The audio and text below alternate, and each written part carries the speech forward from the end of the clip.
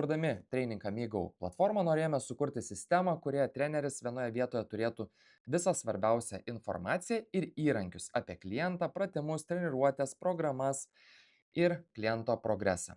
Galite klientams suteikti individualius treniruočių planus, kelių mygtukų paspaudimu, sekti jų progresą ir taip dirbti profesionaliau, didinant savo paslaugų vertę.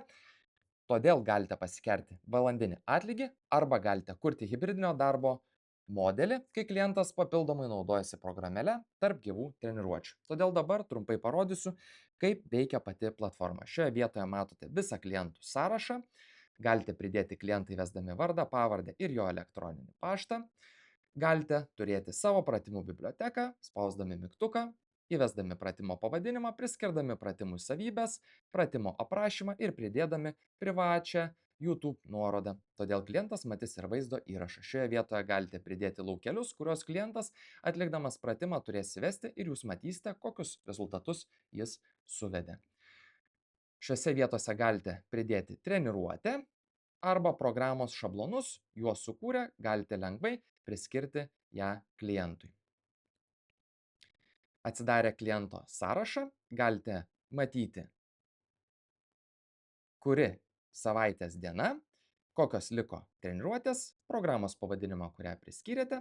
Galite vizualiai matyti, kokiomis dienomis jūsų klientas sportavo, kaip vertino sunkumą nuo 1 iki 5. Taip pat galite peržiūrėti pratimo istoriją. Atsidarę langą matysite, kiek atliko pakartojimų, kuria data ir su kokiu svoriu atliko pratimą.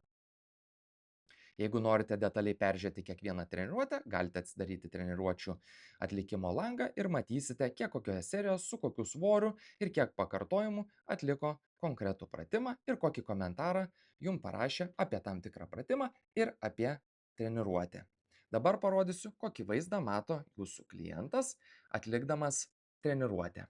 Jūsų klientas atsidaręs programėlę matys, kiek treniruočių atliko per 7 dienas, matys jam priskirtą programą ir jos pavadinimą, treniruotės pavadinimą, kiek šioje programoje atliko treniruočių. Norėdamas pradėti paskirtus treniruotės, spaus Start mygtuką, dar kartą Start, matys pratimo pavadinimą, trenerio nurodymus ir rezultatus, kuriuos turi suvesti. Tai šiuo atveju pakartojimus ir svorį.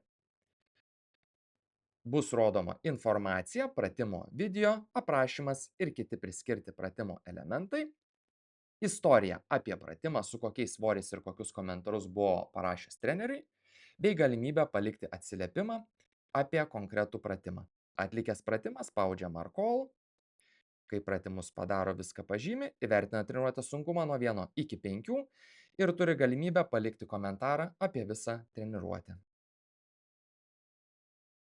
Atlikęs treniruotę, jūs pranešimų centre paspaudę matysite, kad klientas atliko treniruotę ir, kaip jau seniau rodžiau, matysite visus suvestus rezultatus, pakartojimus, skaičius, svorį ir visa kita. Jeigu norėtumėte pritaikyti platformą savo darbe, galime susiskambinti trumpam 15-20 minučių demo skambučiui, kurio metu išsiaiškinčiau jūsų situaciją ir pasiūlyčiau, kaip galėtumėte pritaikyti platformą savo asmeninėme darbe, kad sutaupytumėte daugiau laiko, sukurtumėte daugiau vertės savo klientams ir uždirbtumėte daugiau pinigų. Ačiū, kad klausėt. Iki susitikimo.